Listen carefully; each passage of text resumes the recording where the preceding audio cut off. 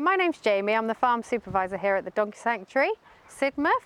We rescue and rehabilitate donkeys and we have 7 farms locally in the area of Devon and Dorset. We also work in Ireland and we have places all over the world that we help and support. Here at Slade House Farm we have 230 donkeys at the moment and we are on 132 acres of land. We're quite a unique farm because we have lots of small little shelter areas, so we were looking for quite a small, compact, powerful tractor that would fit into our shelters. The tractor we had currently was due for replacements, so we went looking for a tractor to meet our specifications and we came across the ISEKI. Most of the tractors on the market were too tall if they had a cab to fit into the shelters. But when we contacted ISEKI, they made us some custom-made rims specifically to lower the height of the vehicle, which allowed us to fit into the shelters in order to bed up the donkeys and give them their feeding straw.